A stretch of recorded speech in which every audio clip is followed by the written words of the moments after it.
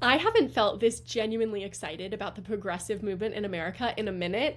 Zohran Mamdani is taking the world by storm. If you don't know this name yet, prepare to have your world changed by the end of this video. Hey everyone, I'm Allie 202 and welcome back to another episode of Serotonin Sandwich, the psychologically intentional news series meant to combat the 24/7 doom and gloom news cycle that we're so used to. Instead of exclusively scaring the shit out of you every single time that you see my face, my job is going to be to deliver news to you in a way that keeps you as emotionally regulated as possible. I'm literally creating a serotonin sandwich for your brain, starting every episode with one piece of good news to retain your faith in humanity, then one piece of bad news to keep you realistic about where we're at right now, and then finishing with one action item to keep you productive and motivated in the fight against fascism and the rich people that are trying to take over all of our lives right now. Today's three stories are going to be about number one, the good news, Zohran Mamdani's primary campaign for the New York City mayor. Number two, the bad news, Israel's escalation in Iran. And number three, the action item, is going to be how you can boost the efforts of Congress people right now in both the House and the Senate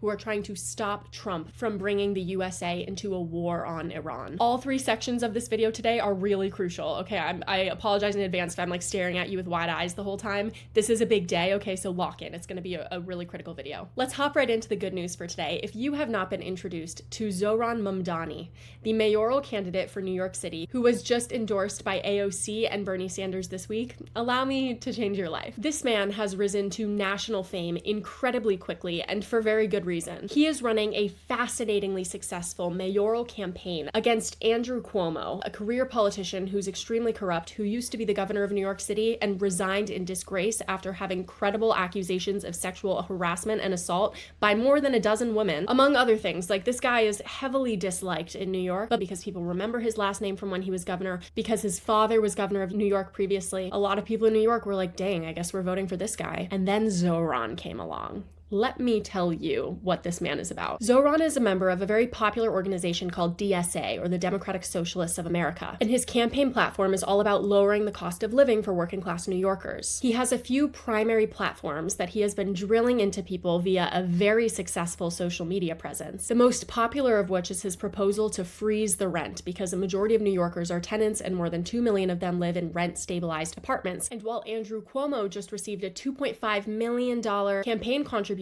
from landlords who want to be able to hike their rents in New York City, Zohran is promising things like this. I'm freezing your rent as the next mayor of New York City. Let's plunge into the details. More than 2 million New Yorkers live in rent-stabilized units, and their rents are set by the Rent Guidelines Board. Eric Adams' board has raised the rent every year he's been in office. Makes sense for a guy who said, I am real estate. Currently, 8 of Adams' 9 appointees' terms are up and could be replaced tomorrow. And that's exactly what I would do. Rent freezes have happened before. De Blasio's board did it 3 times. I would do the same every year, only appointing those who understand that landlords are doing just fine. Last March, the board found that landlord incomes rose by nearly twice the increase of their expenses. The median income for a rent-stabilized household is $60,000 a year. Any rent hike could push them out of this city. So here's to a new year, a new mayor, and the same rent. As the New York Post put it, socialist mayoral candidate Zohran Mamdani wants to hike corporate taxes to pay for loads of freebies, like buses and universal childcare. Zohran took this article, quote tweeted it, and said, "My name is Zohran Kwame Mamdani, and I approve this message." As Zohran himself has said on Twitter, hairline receding, momentum increasing. According to the polls, he is not wrong. His numbers are up massively from last month. Polls are not perfect, and a lot of them are getting slightly different measurements, but in this poll, for example, Cuomo is leading Mamdani by only 10 points now, 55% to 45% in the final round of ranked choice voting, meaning that with a week of voting left and the insane momentum that Zohran has been building for the last 2-ish weeks, he genuinely might win this. What I mean when I say his growing momentum, I'm referencing a debate that went absolutely viral that I myself have posted about. I'll show you a video of me reacting to one of his most viral moments that has millions upon millions of views on all platforms across the internet. To Mr. Cuomo, I have never had to resign in disgrace. I have never cut Medicaid. I have never stolen hundreds of millions of dollars from the MTA. I have never hounded the 13 women who credibly accused me of sexual harassment. I have never sued for their gynecological records. And I have never done those things because I am not you, Mr. Cuomo. And furthermore, the name is Mamdani. M-A-M-D-A-N-I. You should learn how to say it. To answer your question, yes, I have memorized that monologue, and I have been repeating it to myself in the mirror like every single day, 85,000 times a day, because it's so fun, because he ate him up on live television, guys. The long and the short of it is that Andrew Cuomo is extremely corrupt, and he's backed by many billionaire donors that also backed the Trump campaign. But New Yorkers didn't know enough about this, and Zohran is running such an impressive social media and on-the-ground door-knocking campaign that he's actually been able to get public attention to this. For example, Andrew Cuomo recently tried to get away with a racist ad against Mamdani, but Zohran was able to talk about it publicly and raise a bunch of attention. It says, Andrew Cuomo's super PAC just sent out a mailer that artificially lengthened and darkened my beard. This is blatant Islamophobia, the kind of racism that explains why MAGA billionaires are supporting Cuomo's campaign. You can see the original photo that they're using of Zohran Mamdani, that's like one of his main photos everywhere, and the way that they altered it on his super PAC's advertisement. We have about a week left of this election, and Cuomo's super PAC donors are pouring millions and millions of dollars into attack ads on Zohran right now, many of them blatantly misrepresenting his positions. The most important thing that we can be doing to support his campaign right now is getting out the word about canvassing, which is when you go and knock on people's doors and say, hey, have you ever heard of Zohran? His campaign has over 30,000 people, many of them young people like me, who have knocked on over 1 million doors in total. And this has been the most critical thing in this election, right? Because everybody knows Cuomo's name. A lot of New Yorkers still have never heard of Zohran. He is wildly popular the second that people find out about him, which is why having people just knock on a door and saying, hey, were you aware that we had an alternative to these awful career corrupt politicians? And it's someone who wants to freeze your rent and make the buses fast and free and have universal childcare and is also like a normal, not evil guy. That's like a pretty attractive pitch. And so the door knocking has been really, really successful. Anyways, that being said, if you know anybody in New York City, I have linked below the URL for this website where you can sign up for literally like infinite canvas sessions. And if you're not in New York City, but you want to help, you can also do phone banking, which is where you just call people up in New York City. They will set you up. You don't have to have any experience for this, okay? You put in your information and then you sign up for which phone bank you want to do. They have a bunch of different dates and times, right? So, okay, I'm free Saturday from 3 to 6 p.m. Pacific time. I'm going to sign up for that phone bank, and you spend 3 hours just calling people on the phone. Genuinely, this is going to be a neck and neck race. I'm going to sign myself up for a phone bank most likely on Saturday. Feel free to look at my YouTube shorts. I'll probably talk more about that. But like, this is one of those moments in time where I'm like, we have the potential to show the Democratic Party that they should move left, that they should embrace progressives, that they should embrace young people, that they should embrace people who are brilliant at social media strategy like Zohran is. The Democratic Party, it feels like a deadbeat dad to me in so many ways right now. This is the wake-up call of like, if you guys aren't going to do it, if you're going to keep losing, just to be clear, the progressive wing of this party will win, and we will win big. This is like not something to miss out on. This is the kind of thing where we all want to be like, oh, I helped Zohran win. In a week, the election is over, and you want to be like, I did everything that I possibly could to make sure that everyone in New York City knew that man's name. I'm going to be posting a lot more about him in my short vertical videos in the coming week, because again, voting is open for another week or so now. Please literally just text anyone you know in New York City. Most people know someone in New York City. I've been rattling on for a really long time for this section, so I'm going to stop now, but I cannot explain to you how much I love this man. Go take an hour-long gander through his social media, and you'll fall in love with the movement that he has managed to build in New York City, and that I think can serve as a model for us across the country. Also, a quick reminder that if you're liking this video, to leave a thumbs up, because it'll do wonders for the algorithm since this is a new series. So YouTube is still trying to figure out who to push this out to. You can do me a huge favor by telling them that it was enjoyable.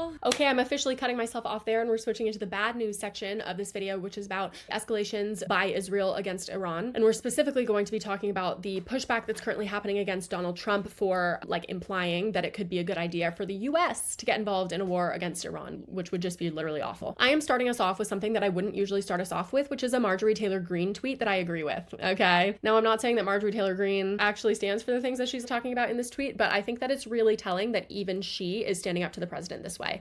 She tweeted, Americans want cheap gas, groceries, bills, and housing. They want affordable insurance, safe communities, and good education for their children. They want a government that works on these issues. Considering Americans pay for the entire government and government salaries with their hard-earned tax dollars, this is where our focus should be, not going into another foreign war. If you follow the news, you may already be aware that a decent number of Democrats are raising significant opposition, right, to all of Trump's little news clips where he's like, maybe, I don't know, we'll see. Yeah, you know, everybody should probably get out of Tehran Iran right now. The city of Tehran has more or less evacuated after Trump tweeted something threatening. Anyways, I'm getting off topic. What I'm trying to tell you is that what you might not know is the right is also fuming at Trump over this. I want to show you this really embarrassing clip of Ted Cruz on Tucker Carlson, okay? Tucker Carlson is about to sound really normal and level-headed here, and that's like super duper a sign. But here he is absolutely smoking Ted Cruz, who's suggesting that we should be going to war with Iran right now. How many people live in Iran, by the way?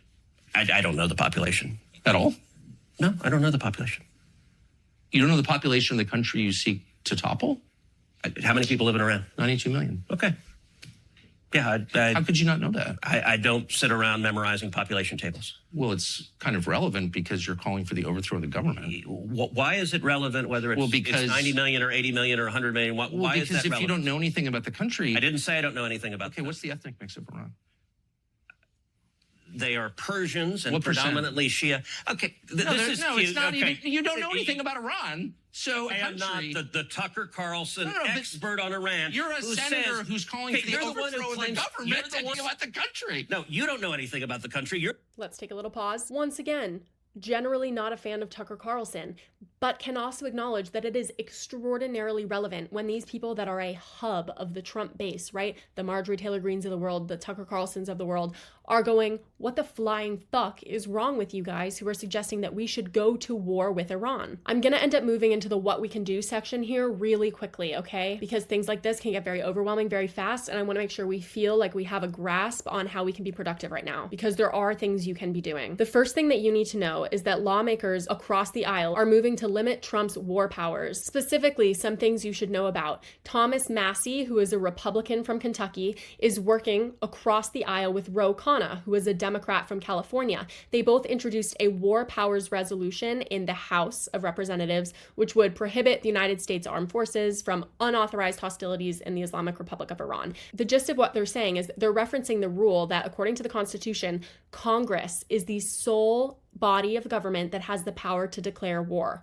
Donald Trump cannot declare war. He likes to pretend, right, that he can do a lot of things that he doesn't actually have the power to do, but people are trying to pass these resolutions to make sure that he knows that Congress is on the same side with each other, where they understand that the extent of the president's authority to wade into the conflict abroad without the approval of the legislative branch is not up for debate, right? Because Trump has challenged it in recent years. He likes to pretend that because he's the president, he's actually been granted the ability to do anything he wants, but that's not how this works. So Massie, the Republican, and Khanna, the Democrat, have introduced this in the House, right? In the Senate, Tim Kaine, who's a Virginia Democrat, is also leading an effort introducing a similar resolution, and Bernie Sanders has introduced another one in the Senate. Basically, there's a lot of people working on making sure that Trump can't just unilaterally send us to war here. So that's the first thing you should know, right? Okay, verbal official transition into part 3, the what can you do section. How can you support these Congress people? How can you support Iranians right now? And where can you look to for some good news sources on this at the moment? I'm going to answer all 3 of those questions. Number 1, and this link is going to be in the description below, I want to refer you to the Answer Coalition.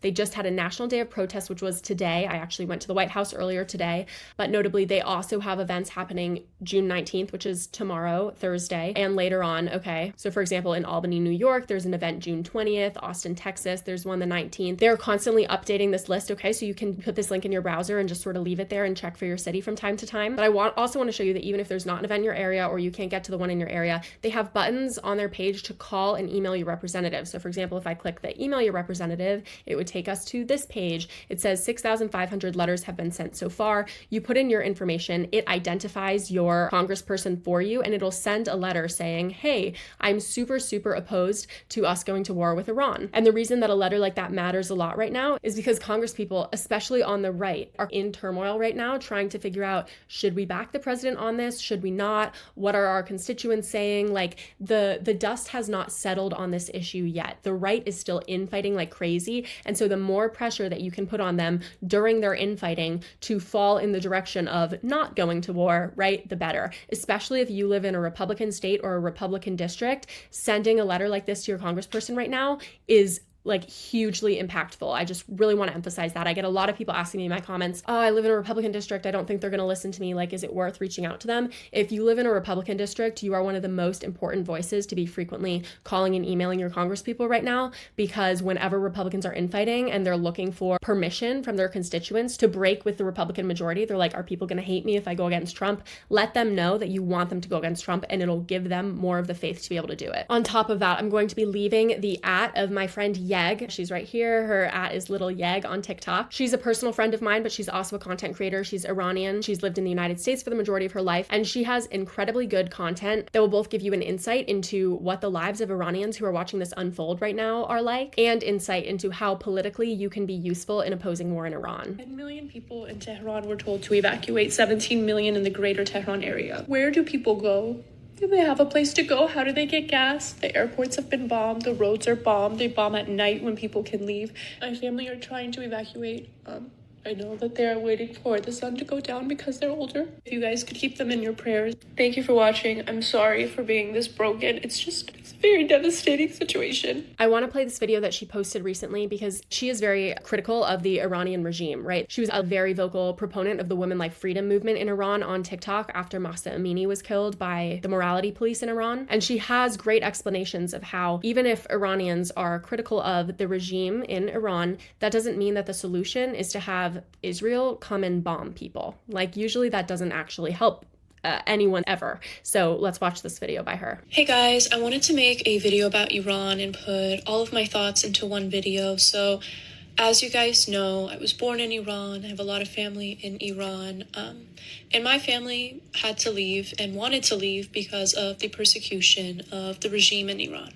I stand completely against the regime, the Islamic Republic of Iran. However, our liberation, our revenge does not come from Israel. Freedom does not come from Western forces throwing bombs on us. We as Iranians have seen people hung from cranes, targeted by our own regime, and then we're supposed to sit back and thank Israel for coming in. The same murderous regime that is starving innocent civilians in Palestine. Okay, I think that was a really important clip that gives you a good sense of like the nuance that she brings to her political commentary. She and I share a lot of values and post similar content and have worked on videos together before. Anyways, highly recommend giving her a follow on TikTok or on Instagram, where her handle is Little Yeg, but it has 2 G's that time on Instagram. Okay, y'all, that's the serotonin sandwich for today. Thanks for sitting with me through it. You all have been leaving really kind comments, both like in my lives and my other videos and on these videos, and I really appreciate that. I also am super open to constructive feedback about how, like, what sections of these you like best. If there's certain things that you like for me to show you, whether that's tweets or videos or reading through articles, like, let me know what is working best for you all, because again, my goal is to deliver you news in a way that keeps you psychologically engaged. So the best way that I can do that is if you let me know what's working for you. If you would like to get these in written newsletter form, you can subscribe to my Substack below. My goal again is to be getting these out Monday, Wednesday, and Friday on YouTube and Substack. I obviously am still working up to that goal, but in the long term, that is what we will be doing. I'm gonna call it there, but it has been wonderful, and I will see you in the next episode.